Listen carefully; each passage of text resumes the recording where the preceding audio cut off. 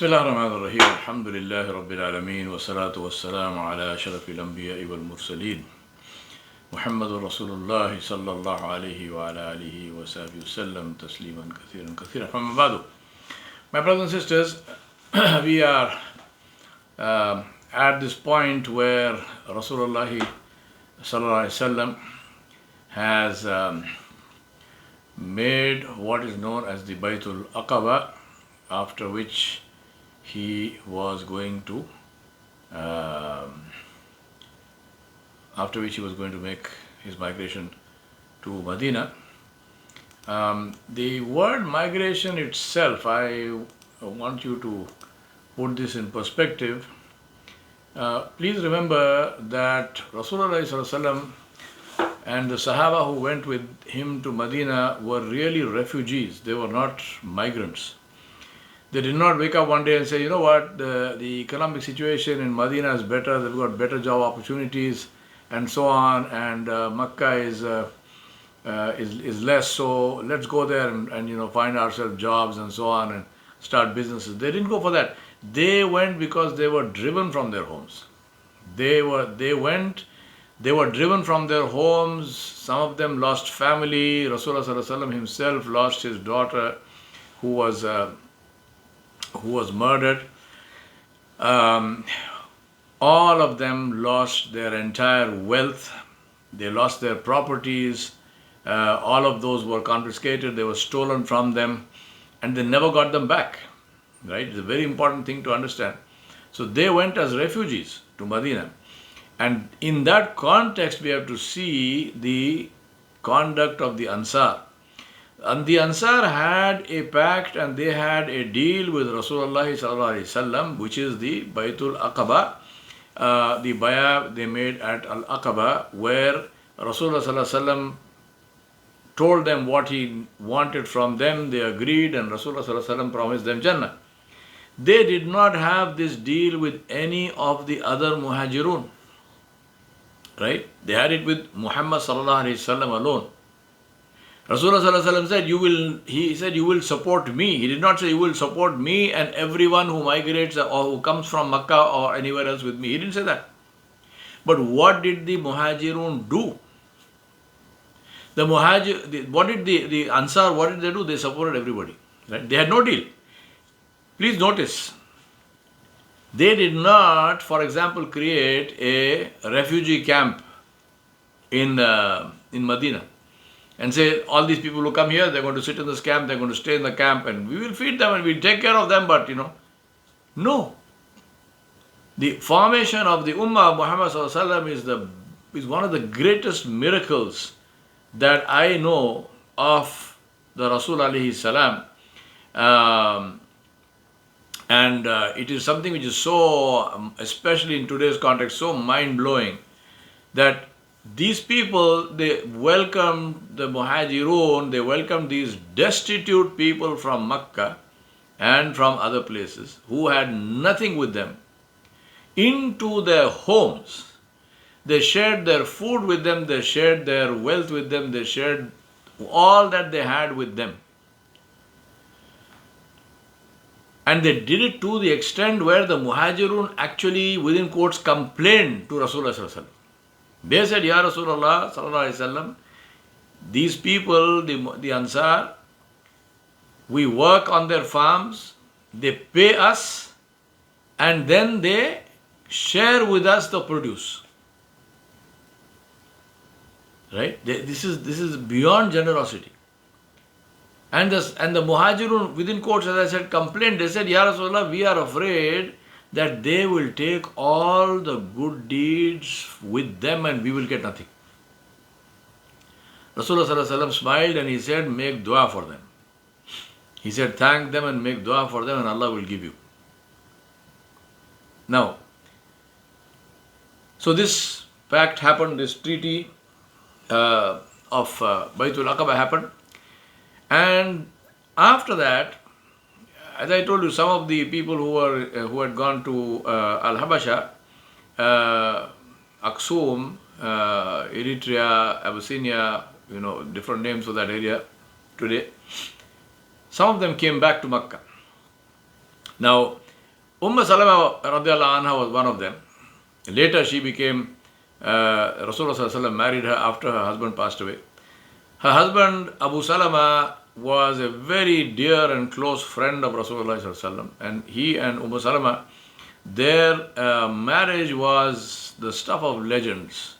There were some people in among the Sahaba that about whom has been written that these people, these two, these couples, Jafar bin Abi Talib radiallahu anhu and his wife Asma were another pair, and Salama and Abu Salama were another. They were like, their love for each other, their respect for each other, their marriage was so beautiful. People quoted that, they wrote about this. So she loved her husband very much, husband loved her very much, and they had this son called Salama. Now, Salama radiallahu anha says that we came back from Al-Habasha and my husband wanted to go back to Al-Habasha. But at that time we heard about Medina. This is 1 year before the Baytul Aqaba. So this is the after the Baytul Nisa, wallahu alam, at that time. So he decided to go to Medina. So meaning he wanted to take his wife and son and go to Medina. He said, but my family heard of that and they came and they caught me and they pulled me away from my husband. And they said to him, you can go, but this lady, this girl is ours, she is our family, she is our tribe, we will not allow her to go. She says, then Abu Salama's family came and they took away my child. They took away Salama and they said he belongs to us. Now, imagine this young woman who at one stroke she lost her husband and she lost her child, and both are alive. Now Abu Salama had no choice, he left and went off to Medina. So she said that every day she would go out to the valley from where the road to Medina started, and she would sit on a rock, and she said, I would sit on the rock and I would cry all day. Right? She cried all day, she made dua to Allah subhanahu wa ta'ala and so on. Because she was helpless, she was completely helpless. And it shows also that the one who is helpless, and when they raise their hands, they rub on his arsh, Jalla Jalaluhu, listens to them. So this period passed, and wallahu alam, it was almost about a year or something. Finally, one of her uncles went to the family of, went to their own tribe, and he said, are you not going to have mercy on this woman? Why are we doing this to her? She is our child, she is our daughter. So let her go and join her husband. I mean, he has accepted Islam, she is a Muslim. What is the sense in keeping them apart? So they agreed. Then the family of Abu Salama heard about this, and Allah changed their heart. So they brought her son and gave the son to her. Now, so she left. Now imagine these people, what kind of courage they had, and how tough and what determination. So here is this one woman alone with a little boy, right, in the 6th century. What kind of conditions, what kind of safety, what kind of problems potentially. So she just got onto a camel and she took some provisions and she left. Now as she was going, she said in Tanim, a place called Tanim, she met Osman bin Talha, who was at that time a mushrik. And he asked her, where are you going? He said, I'm going to Medina. He said, I will come with you. I will help you and protect you and come with you. Now, Salama radiallahu anha says, I have never met a man more honorable than Osman bin Talha. Right? This man was not a Muslim at the time, nothing. He had no reason to leave whatever he was doing and take this lady to Medina. It was just plain compassion, just plain chivalry. He just saw this lone woman with a little boy going to Medina, and he knew that things were bad, conditions were bad, she was not safe. Allah subhanahu wa ta'ala puts in the hearts of people. So he left whatever he was doing and he went with her. She says, I've never seen a man more honorable. She says, from that place, Tanim, all the way to Medina, he did not even speak to me. He would um he would just lead the camel, and he would, in the evening when they had to camp, he would make the camel kneel. He would do all the stuff, cooking and whatnot, and for the camp, he would do all that, and then he would go away to a distance, and he would sleep there, and he left Salama and her son Salama radiallahu anhuma by themselves. So they were within sight. He was looking after them, but he did not, touch her is a big thing. He didn't even speak to her. He made sure that she felt completely and totally safe with him, though he was a stranger. And Salama radiallahu anha, she says that, she said, I do not know of any other family who suffered more for Islam than the family of Abu Salama, and I have never met anyone more honorable than Uthman bin Talha. Then when they came to Quba, he pointed to the village and he said, that is where your husband is. Now you are on your own and you can go. Now, Uthman bin Talha radiallahu anhu was from the family of Banu Abdul Dar, who were the keepers of the key to the Kaaba, and to this day they are still the keepers of the key to the Kaaba. Uthman bin Talha radiallahu anhu accepted Islam at the same time as Khalid bin Walid and Amr ibn al-As radiallahu anhuma after the Battle of Uhud. Right? This is one of the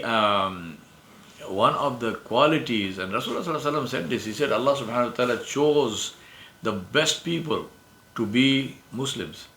And in another place he said that the people who were the strongest in their kufr and their shirk became the strongest Muslims. These were people who had tremendous character. They did not worship Allah subhanahu wa ta'ala. That was the thing with them, but that was the only thing that was, of course it's a serious matter, it's a very serious matter, most serious matter, but the fact is that character-wise, these were wonderful people. They were truthful, they were chivalrous, they were honorable, they were brave, they had courage, they had a lot of compassion. They did not think twice about going out of their way to help somebody who was in need, right? And it didn't matter to them whether that somebody was from their tribe or not tribe or whatnot. They really were absolutely wonderful people in so many ways, very charitable and so on and so forth, right? Obviously, there are good and bad people among anybody, but these people. So, Uthman bin Talha radiallahu anhu was one of them. Now, Umar ibn al-Khattab radiallahu anhu, his migration, he says that we made a pact with Hisham bin Aas, Ayash bin Rabia to meet at Sarraf. Now, Umar ibn al-Khattab radiallahu anhu, we know how he came to Islam and so on. So now, they decided to go to Medina. So he had these two friends, Hisham bin Aas and Ayash bin Rabia. They decided to meet in the place called Sarraf. They decided that in the morning they would leave even if one or more did not show up, as that would mean that they had been detained. So in the morning Hisham bin Aas did not turn up. So Umar ibn al-Khattab radiallahu anhu and Ayash bin Rabia left and they reached Medina. Now, Ayash bin Rabia was the half-brother of Abu Jahl. So he and Harith bin Hisham, his brother, so Abu Jahl and Harith bin Hisham went to Medina to bring back Ayash bin Rabia. And they said to him, your mother has sworn that she will not comb her hair and will not take any shade, meaning she will sit out in the sun and until she sees you and she is suffering and whatnot. Now, Umar bin Khattab radiallahu anhu said to Ayash bin Rabia, these people are lying, they are trying to deceive you, don't go with them. Your mother, Sayyidina Umar radiallahu anhu was a beautiful human being, believe me. I mean, he was so realistic, so pragmatic and so, wonderful. He said, your mother will comb her hair when her head is filled with lice. So don't worry, right? She will comb her hair. Don't worry about that issue, that thing of she won't comb her hair. And then he said, when the sun gets too hot, she will go in the shade. So he said, do not fall for these things. He said, I am not a man who deceives anyone and I will not allow anyone to deceive me. I am not a man who tricks anyone. nor do I allow anyone to trick me, so don't go with them. But Ayash bin Rabia was now feeling sorry for his mother, and he did not listen to Umar ibn al-Khattab radiallahu anhu, and he decided to go with his half-brother Abu Jahl. Umar radiallahu anhu then said to him, if you insist on going, take my camel, which is strong and which is fast, and if you suspect any foul play, then run away. Right? But Abu Jahl deceived him, and the end was that he was taken and he was imprisoned, and all kinds of things happened to him. Very important to remember that being good does not mean being stupid, right? Being good means you will not harm anyone. No one will be harmed by your tongue or your hand. Everyone will be safe from you and any of your evil, safe from your tongue and your hand. But it also does not mean that you will allow people to deceive you because you are, too dumb to see something which is going wrong. This is not intelligence. That's stupidity. Now, Umar ibn al-Khattab said, we used to believe that those who stayed back and did not make the hijrah, and those who returned and apostated, left Islam, would never be forgiven until Allah subhanahu wa ta'ala revealed the ayah where Allah subhanahu wa ta'ala said, Ya ibadiy alladhina asrafu ala anfusihim la taqnatu min rahmatillah. Allah said, those who have my ibad, my slaves who have transgressed among themselves, against themselves, do not lose hope in the mercy of Allah. When this ayat was revealed, then Sayyidina Umar ibn al-Khattab radiallahu anhu wrote this ayah down and he sent it to Hisham ibn al-As. Hisham radiallahu anhu said, I received that ayah and I would read it again and again and again, trying to understand why Umar sent it to me, until I understood that this ayah was about us and that Allah subhanahu wa ta'ala would forgive us if we asked His forgiveness. Hisham radiallahu anhu said, I asked Allah for forgiveness, mounted my camel, and I went to Medina. So it's very important for us to learn this lesson that number one, seek forgiveness as soon as you are alerted about a sin, and immediately make amends and stop doing that sin. Do not be fooled by others. As I said, Sayyidina Umar's example, he said, I don't fool people and I don't get fooled by people. So these are two very important lessons for us to understand. Now, and that is the reason why the seerah of Rasulullah is so critical for us to understand and practice Islam, because it is a seerah which is literally, I call the seerah the living tafsir of the Quran. So whatever Allah subhanahu wa ta'ala told us to do and ordered us and commanded us, if you want to see, and you need to see that, because if you're going to follow the order of Allah, you need to know how. That how is in the seerah, in the life of Rasulullah sallallahu alaihi wasallam. So the seerah is the living tafsir of the Quran. So two very important lessons in this. One, as soon as we realize that we make a mistake, immediately seek forgiveness. Don't wait. And second thing is, don't fool people and don't get fooled by people. In the seerah, the hijrah has a very special place. Interesting to reflect on this. When the Muslims decided to create a calendar, this was in the time of Sayyidina Umar ibn al-Khattab radiallahu anhu. So roughly, between anything between 3 to 10 years after Rasulullah passed away. So when the Muslims decided to create a calendar, they needed a starting point. Count from when. Now, they did not count from the day Rasulullah was born. Of course, one reason is because that day was not known, and the exact day was not known. There were many different reports and so on and so on. But the day he passed away was known.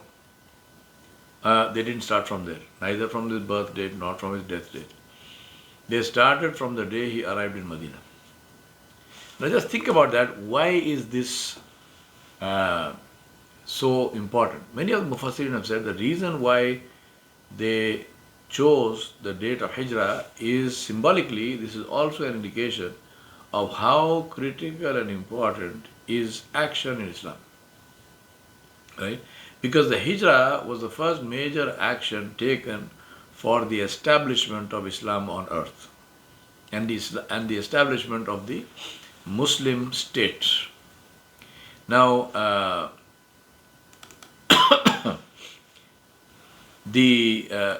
it's very important to understand this because until Medina, Islam was a personal matter. You wanted to accept Islam, you accepted Islam. You prayed and so on, on your own.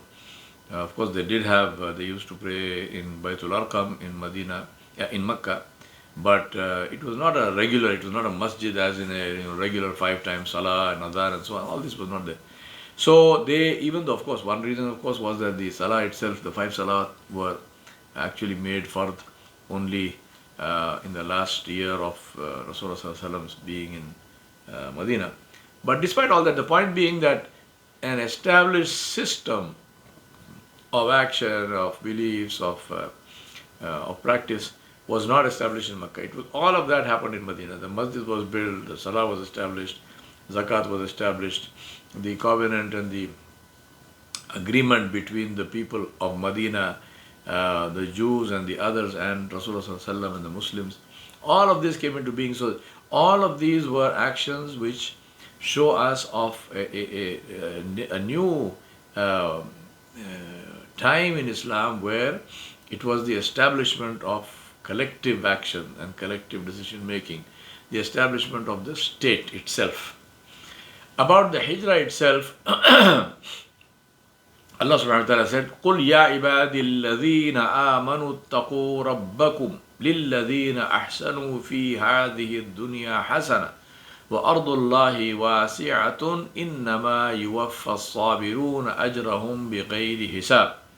Allah said, say, O Muhammad sallallahu alayhi wa alihi wa sahbihi wa sallam, Allah is saying, say to the people, O Muhammad sallallahu alayhi wa sallam,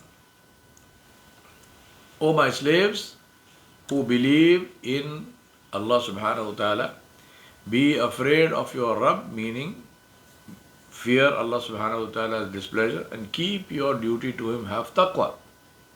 Have taqwa. Good is the reward for those who do good in this world. And Allah subhanahu wa ta'ala's earth is vast. So if you cannot worship Allah in one place, go somewhere else. Ardullahi wasi'a. Go and make hijrah. Only those who are patient, who have sabr, shall receive their reward in full without hisab, without reckoning. We ask Allah for this, inshallah. So, Allah subhanahu wa ta'ala gave Muslims the permission to move to another place when life in Makkah became untenable and unbearable.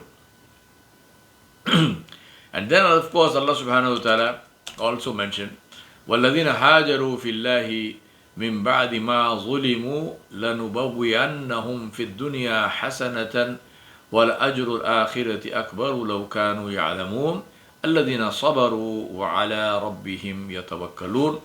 Allah said, and for those who emigrated for the cause of Allah after suffering oppression, we will certainly settle them in a good place in this world, but indeed the reward of the hereafter will be greater if they but knew. They are those who remain patient in this world for Allah's sake and put their trust in their Rabb, Allah subhanahu wa ta'ala alone. When Umar ibn Khattab used to give gifts to the Muhajirun, he would say, this is a gift for you from Allah, and what Allah has for you in the Akhirah is even better. This is something very important for us to remember, that when someone leaves something for the sake of Allah alone, Allah subhanahu wa ta'ala gives him something better. Right? So in our case, we may not be talking about moving physically from point A to point B, but leaving something for the sake of Allah. For example, if I am involved in an interest-based business, which we know is haram, we give it up for the sake of Allah. So I'm getting out of interest, Allah will replace it with something better. If I am engaged in business which is haram, if I give up that business and I say I want to have halal, Allah will give better than what we have, and this is the whether the promise of Allah. Allah subhanahu wa ta'ala said, ثُمَّ إِنَّ رَبَّكَ لِلَّذِينَ هَاجَرُوا مِن بَعْدِ مَا فُتِنُوا ثُمَّ جَاهَدُوا وَصَبَرُوا إِنَّ رَبَّكَ مِن بَعْدِهَا لَغَفُورٌ رَحِيمٌ. Allah said, then verily, your Lord, your Rabb, for those who emigrated after they had been put to trials and thereafter they strove hard and fought for the cause of Allah and were patient, verily your Rabb afterwards is most forgiving and most merciful. As I mentioned to you, the significance of the Hijrah is because that's where the Islamic calendar, the Hijrah calendar starts from. And we remind ourselves that this is because Islam is a deen of action, and this is where literally how we measure starts from a very significant action that Rasulullah took of moving away from a place where he was not free to practice religion to a place where he was free to practice his religion. Inshallah, we will talk more about this, but three important things, major purposes of the Hijrah. One was to establish the Muslim state, the Islamic state, where only and only the word of Allah subhanahu wa ta'ala, the laws of the Quran, the Islam would be established. The purpose of the Islamic state was to create it's like a pilot program. It was something to show to the world that this system can succeed, that this is a successful system for the dunya and akhirah. So first purpose was that, to establish the state. Second one was to form the ummah, which is a faith-based global identity, faith-based global brotherhood and identity.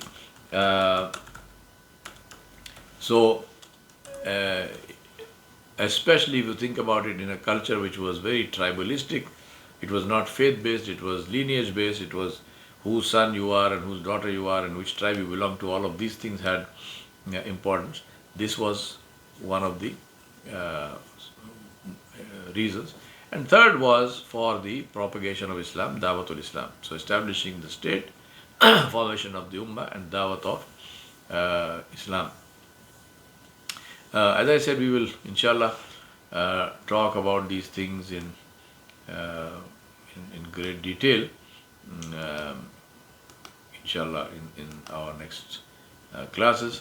For now, inshallah, we ask Allah subhanahu wa ta'ala to be pleased and to help us to do this whole thing in a way which is pleasing to Him, Jalla Jalaluhu. And we ask Allah subhanahu wa ta'ala to be pleased and never be displeased with us, inshallah. صلى الله على نبي الكريم وعلى آله وصحبه أجمعين برحمتك يا أرحم الراحمين.